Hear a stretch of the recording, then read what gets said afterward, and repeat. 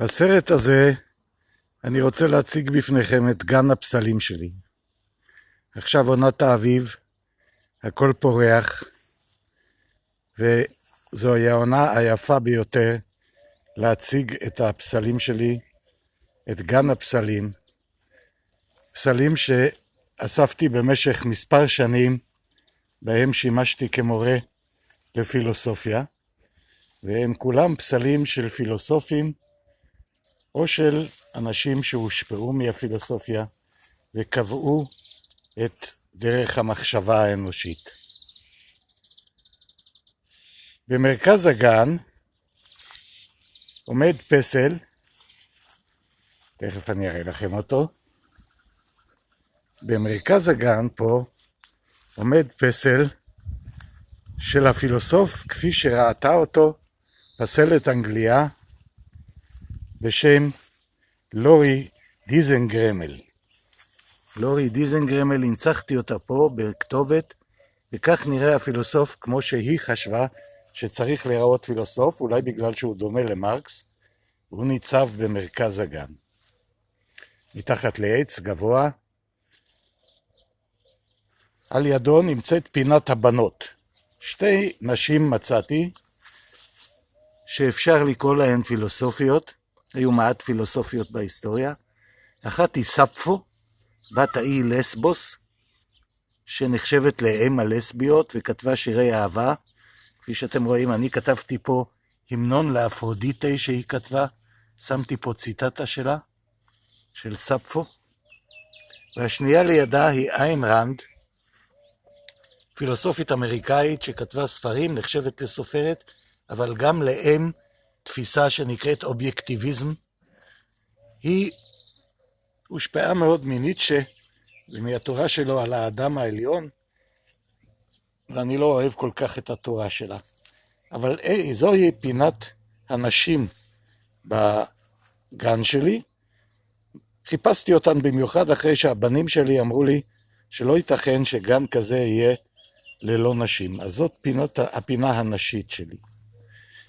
זהו, כפי שאמרנו, הפילוסוף, ועל ידו נמצא סמל החוכמה, הינשוף של מינרווה. הגל אמר שהינשוף של מינרווה פורס את כנפיו לעת ערב, כלומר שאנחנו יכולים להבין מה קרה רק אחרי שמה שקרה קרה. הייתה פה גם תמונה, הנה, הינשוף של מינרווה פורס כנפיו לעת ערב.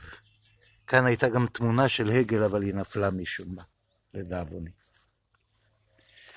בצד השני, במרכז, אנחנו יכולים לראות את פינת האתיקה.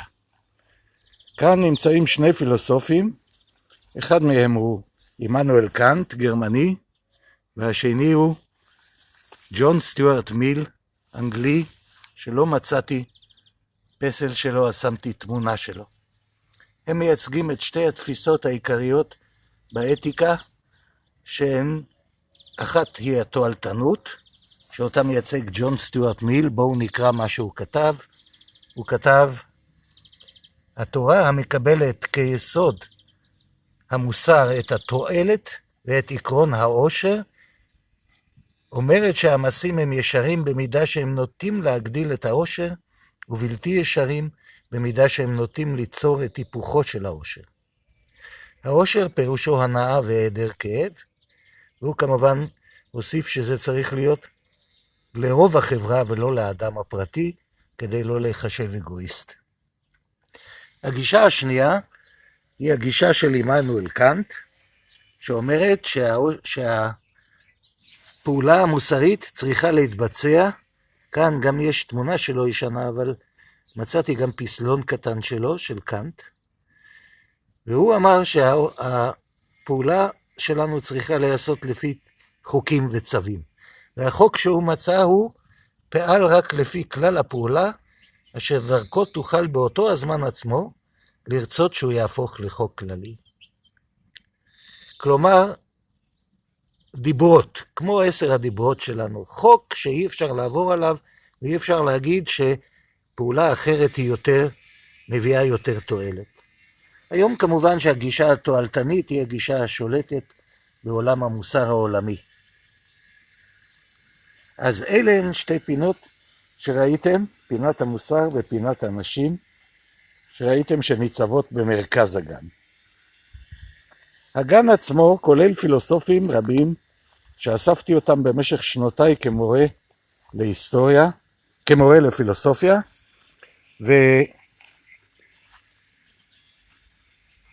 וסידרתי אותם, כפי שאתם יכולים לראות, במבנה שמקיף את הבית שלי, ואני רוצה להאמין שהוא מקרין על הבית ועל המשפחה שלי הקרנה של חוכמה. הקיצוני ביותר ששמתי פה הוא לנין.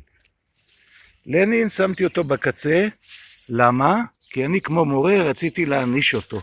וכתבתי, מי שאמר, כשחוטבים עצים נופלים שבבים, כלומר שמותר להרוג אנשים כדי שנציג תוצאה טובה, יעמוד בפינה. אז כמו מורה העמדתי אותו, הענשתי אותו, ואת לנין העמדתי בפינה, ועל ידו נמצא המורה שלו, מרקס, הנה הפסל של מרקס, שהוא היה אחד האנשים שקבעו קווי מחשבה מאוד מעניינים, שחלקם עדיין עומדים למבחן בהיסטוריה של האנושות. פה למעלה עומד ניטשה. תלמידים מאוד אוהבים את ניטשה, למרות שהוא היה איזשהו בסיס לנאצים כדי להכווין את תורת הגזע העליון. הנאצים ראו את ניטשה כפילוסוף האב שלהם, והם השתמשו בו הרבה, שלא כל כך באשמתו. ניטשה אמר, פה אני בחרתי בציטוט של ניטשה, שאומר, לאן פנה האלוהים, אנחנו הרגנו אותו, ואם הרגנו אותו, אתם ואני, כולנו רוצחיו. ואם כך, אנחנו צריכים להיות אלים בעצמנו. כלומר, אנחנו צריכים להכתיב את מה שקורה בעצמנו. ניטשה ועל ידו קירקגור פילוסוף דני, הם נחשבים לאבות האקזיסטנציאליזם, תורה פילוסופית מאוד ידועה. לידם שמתי כמה פילוסופים ידועים, זהו ז'אן ז'אק רוסו, שאמר את המשפט היפה הזה, שהאדם נולד חופשי, ולמה עכשיו הוא נתון בכבלים? למה כל מיני אילוצים חברתיים כובלים את האדם ולא נותנים לו להיות חופשי? לידו יש תמונה של דיוויד יום, שהעמיד בספק את עניין הסיבתיות. הוא אמר שאנחנו לא יכולים לנתח שכלית את השאלה למה דבר נובע מדבר. אני בחרתי את הציטטה, מפני מה מסיקים אנו בהינתן סיבה מסוימת שהיא צריכה להביא בהכרח לידי תולדה מסוימת, ומפני מה מקישים אנו מן האחת על חברתה. הוא אמר שזה הרגל. אנחנו רגילים ככה, המוח שלנו רגיל לעבוד ככה. פה נמצא וולטר. וולטר שהיה כנראה איש קשה, אבל הוא אמר כמה דברים מאוד חשובים. הוא דיבר הרבה בעד הסובלנות, וכאן יש איזושהי ציטטה שלו על הסובלנות. פה ישנם שני פילוסופים שעבדו באנגליה. האחד זה ויטגנשטיין, והשני ברטרנד ראסל, שאני ממש מעריץ אותו, את ברטרנד ראסל, כי הוא היה פילוסוף גדול שדיבר הרבה בשבח החירות ונגד הפיתוח של הנשק הגרעיני. ויטגנשטיין העלה רעיון מאוד מעניין שהשפה צריכה רק לשרת את מדעי הטבע, וכל מה שלא משרת את מדעי הטבע צריך להימחק, ולכן הוא אמר, ויטגנשטיין, את הפסוק היפה, שמכלול הפסוקים אמיתיים הוא מדע הטבע כולו. מכלול הפסוקים האמיתיים הוא מדע הטבע כולו. כלומר, רק פסוקים אמיתיים, דברים שיכולים להימדד, צריכים להישאר בתוך השפה שלנו. כאן על ידינו נמצא פסקל, אתם מכירים אותו אולי יותר בתור מתמטיקאי, אבל הוא היה גם פילוסוף נוצרי מאוד, מעין מיסיונר כזה שניסה להמליץ על הדת, וטען שאדם הגיוני וחכם צריך להמר ולהיות דתי, כי הוא יכול רק להרוויח מזה. והוא דיבר על אפסות האדם, מהו האדם ביקום? אפס ביחד לאינסוף. אבל מצד שני הכל ביחד לאפסות. הוא באמצע הדרך. פה נמצאים שני רוסים, דוסטויבסקי וטולסטוי. מה פתאום הכנסתי את הסופרים האלה בין הפילוסופים? דוסטויבסקי דרך אגב היה אנטישמי, וטולסטוי דווקא הייתה לו יחס חיובי ליהדות. הכנסתי אותם בגלל שאצל הרוסים במאות ה-19 וה-18 וה-19 הפילוסופיה לא הייתה נפרדת מהספרות, והסופרים האלה מייצגים גישות פילוסופיות מאוד מעניינות. דוסטויבסקי אמר שאם אין אלוהים, אין מוסר. וכמובן שהיה לו ויכוח עם אזרחי הפינה האתית שלי שאני הכנסתי. עכשיו פה נמצא הראשון משלושה יהודים שיש לי, זהו שפינוזה. לא מצאתי פסל שלו, אז אתם רואים ששמתי תמונה שלו. ושפינוזה, בין היתר, הוא כמובן,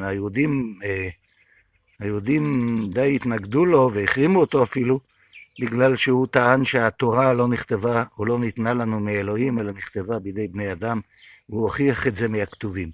אבל הוא ניסה להמליץ על משהו מאוד מעניין, על אהבת אלוהים השכלית, שהיא חלק של האהבה האינסופית.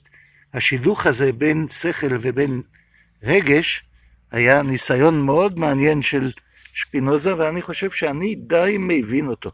כי אני חושב שכשאתה משתכנע שמשהו נכון מבחינה שכלית, אתה פנוי ורוצה לאהוב אותו. אז זה שפינוזה, הוא הראשון משלושה יהודים שיהיו כאן, כי ליהודים הרי אסור היה לעשות פסל, אבל יש לי עוד שניים שעוד מעט תראו אותם, גם משה רבנו והרמב"ם, שנחשבים מאוד גם אצל הגויים, ולכן עשו להם פסלים. פה רואים את פיתגורס, הוא קטן והוא מתחבא, אבל הוא פיתגורס שדיבר על, אתם מכירים את משפט פיתגורס, כי הוא באמת הסתמך על המתמטיקה בטענה שלו הידועה שכל הדברים הם מספרים, שהכל יכול להיות מוגדר במספרים, כלומר במידות. כאן נמצא אפלטון, שאני מאוד אוהב אותו, והכנסתי פה ציטוט שלו מהמשתה, שבו הוא מדבר על כך שמורה תמיד אוהב את תלמידיו, והוא מחנך אותם כי הוא אוהב אותם וחושב תמיד שהם יפים. כאן יש בודה, אחד מכמה בודות, פסלים של בודה יש הרבה, המון אנשים עושים אותם, מה שלא קורה לפילוסופיה המערבית. בדרך כלל, בקלות מצאתי את היוונים ובודה, אבל אחרים לא מצאתי. כאן אנחנו רואים עוד פסל של אפלטון, שמצאתי אותו כשהוא יושב, וכאילו מלמד.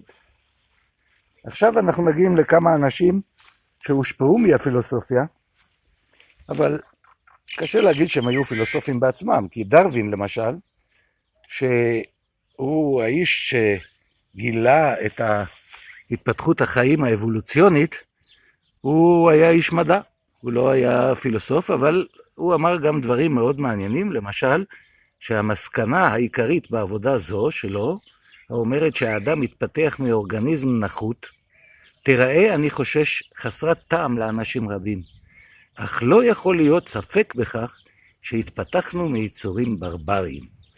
הנה, זה דרווין.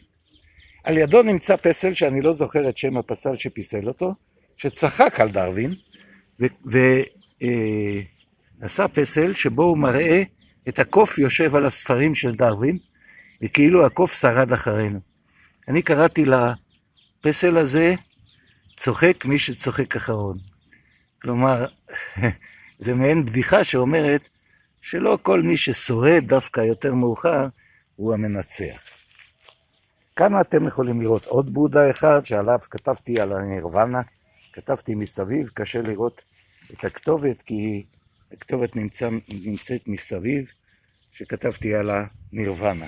זהו בודה, פסל נוסף של בודה שאתם יכולים לראות אותו. על יד בודה נמצא ליאונרדו דה וינצ'י, שהיה אומן, אבל גם גילה כמה הגיגים מאוד מעניינים בפילוסופיה, ועל ידו נמצא הראשון. זהו הפילוסוף הראשון, תלס, שאמר שהכל מים.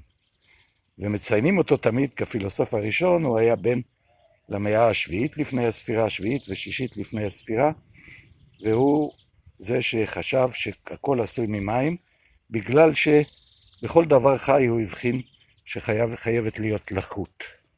תראו כמה זה יפה בצל הרימונים, הפסלים שלה. פה נמצא פרויד. היום עוסקים הרבה במכתבים של פרויד עם איינשטיין. אין ספק שפרויד היה גם פילוסוף, אבל הוא גילה את הדברים החשובים ביותר שקשורים לנפש האדם ולהדחקת הרגשות, והוא הושפע מאוד מהפילוסופיה. ליד פרויד אנחנו מוצאים אולי את אחד הגדולים מכולם, אריסטו, שאמר שכל בני האדם שואפים מטבעם אל הדעת. הנה, כל בני האדם שואפים מטבעם אל הדעת. הוא ניסה להסביר למה אנחנו חכמים. כי אנחנו, בניגוד לחיות אחרות, סקרנים. אנחנו רוצים לדעת מה קרה, מה היה. הוא נחשב לאבי המדעים, כי הכתבים שלו היו מחולקים לפי מחלקות של חקירה. הוא זה שאמר שהמדע צריך להיות מבוסס על בחינת הפרטים הקטנים ולחלק אותם ולהעמיד אותם בתוך מחלקות שונות. כאן נמצא קיסר פילוסוף, מרקוס אורליוס. מרקוס אורליוס היה סטואי, חבל שהוא לא חי יותר שנים. הוא היה סטואי והוא רצה או ניסה להגשים את מה שאפלטון המליץ עליו, שהשלטון יהיה נתון בידי פילוסופים. כאן אתם יכולים לראות את מי שאני מאוד אוהב אותו, זה סוקרטס. סוקרטס שאפלטון, כמעט כל כתביו של אפלטון מנסים לתאר את סוקרטס, נשארו לנו תמונות שלו, לכן הוא נראה כזה פחוס אף ומזוקן. גם הוא דומה קצת לדמות הפילוסוף שהראתה לנו הפסלת האנגליה. אני בחרתי בציטטה של סוקרטס שהיא נורא מעניינת. האם הצדק אהוב על האלים בגלל שהוא צודק, או שהוא צודק בגלל שהוא אהוב על האלים? כלומר, האם הצדק נקבע על הארץ ומאומץ על ידי האלים, או שהוא באמת משהו שבא אלינו מהאלים? אני חושב שאנחנו קובעים את הכל, ולא האלים, שאני מטיל ספק בקיומם. כאן אנחנו יכולים לראות את פסל גדול של שופנהאואר, שקידש את הרצון וטען שיש בתוכנו איזשהו רצון. ויפה היום, עכשיו הפריחה של הרימונים מכסה אותה. והוא דיבר על כך שמה שמניע אותנו זה איזשהו רצון שנמצא בתוכנו בכל יצור, והרצון מניע אותנו לפעולה. ועכשיו לגמרי בקצה, כפי שתוכלו לראות, נמצא, אני מראה לכם כאן רק את הגן, כי הפסל הבא נמצא מאוד בקצה, וזה הפסל שאתם יכולים לראות עכשיו של משה רבנו. כפי שאתם רואים, משה רבנו, הושבתי אותו עם הגב לכאן, כדי לסמל את זה שהוא מנגד ראה את הארץ. רבנו לא הורשה להיכנס לארץ, והוא ראה אותה מנגד מהר נבו, ואני הושבתי אותו ככה. הוא פוסל על ידי מיכאל אנג'לו, זה כמובן העתק, ואני כתבתי את הציטטה מהתורה של ואהבת לרעך כמוך, כדי לסמל שאני חושב שהתורה צריכה להיות מה שהיא לא אצלנו בשנים האחרונות, תורה של אהבה. אז הנה משה רבנו, כפי שראה אותו מיכאל אנג'לו, עם הקרניים המפורסמות שנבעו מאי הבנה של קריאת התורה. קרן אור פניו. אז זה משה רבנו שיושב עם הגב, בגלל שהוא מנגד רואה את הארץ. עכשיו אנחנו נעבור לראות את היהודי השלישי שפוסל, בגלל שהגויים מחשיבים אותו מאוד, וזהו הרמב"ם. הרמב"ם, אתם רואים אותו יושב כאן בצד, הוא נחשב, קוראים לו מימונידס הגויים, הוא נחשב לפילוסוף גדול ולרופא גדול, וזה העתק של פסל שלו שנמצא בקורדובה, והרבה אנשים, אני עוד לא הייתי בקורדובה, אבל הרבה אנשים סיפרו לי שזה פסל מרשים. רואים כאן את הרגל שלו שמנשקים אותה. היא בגובה בן אדם הרגל הזאת, ואנשים באים לנשק אותה. פה על הקיר אתם יכולים לראות למעלה על החלון, שני פילוסופים יוונים. אחד זה דיוגנס הסטואי, שאמר לאלכסנדר, אל תסתיר לי את השמש, אלכסנדר. הוא היה איש מוזר, גר בתוך חבית, טען שצריך להסתפק במועט. הוא היה אחד מאבות הסטואה, לא אחד מאבות הסטואה, בעצם הוא היה מהסטואה כבר יותר מאוחרת. וכאן נמצא איש שהחוכמה שלו היא אדירה, דמוקריטוס, שגילה שכל העולם, כל מה שיש, מורכב מחלקים קטנים שלא מתחלקים. אטומוס, משהו שלא מתחלק. זהו דמוקריטוס שעומד על החלון פה מלמעלה, ומאוד מאוד משתאה על מה שהוא רואה מהעולם. כאן נמצאים 3 פילוסופים, שלא מצאתי פסלים שלהם, אבל הם גדולים, והשפיעו מאוד על הפילוסופיה המודרנית. ג'ון לוק, שהשפיע מאוד על החוקה האמריקאית ועל חוקי זכויות האדם. זה ג'ון לוק, סליחה. זהו דיוויד יום, שכבר ראינו תמונה שלו באחד הפסלים. וזהו דקארט, שאמר שאני חושב משמע אני קיים, והיה גם פילוסוף וגם מתמטיקאי גדול. אז זהו, ראיתם את גן הפילוסופים שלי. אם תתקלו בפסלים של פילוסופים, ראשי פסל של פילוסופים, אתם מוזמנים לשלוח אותם אליי לחולדה, אני אשלם לכם. אבל גן הפילוסופים הזה, שאופף את הדירה שלי, אני מאמין שהוא מקרין עלינו מחוכמתם של הפילוסופים, ומהניסיון שלהם למצוא את הסיבות למה הכל קיים. אתם רואים? זהו גן הפילוסופים באביב, באמצע הפריחה, והלוואי והפילוסופים האלה ישמרו עלינו מכל רע. תודה לכם שצפיתם בסרט הזה, ואם תמצאו פילוסופים או בסטים של פילוסופים, בסט זה ראש, פסל ראש. אם תמצאו בסטים של פילוסופים, אשמח אם תודיעו לי ואני אקנה מכם את זה במחיר סביר, נגיד ככה. תודה.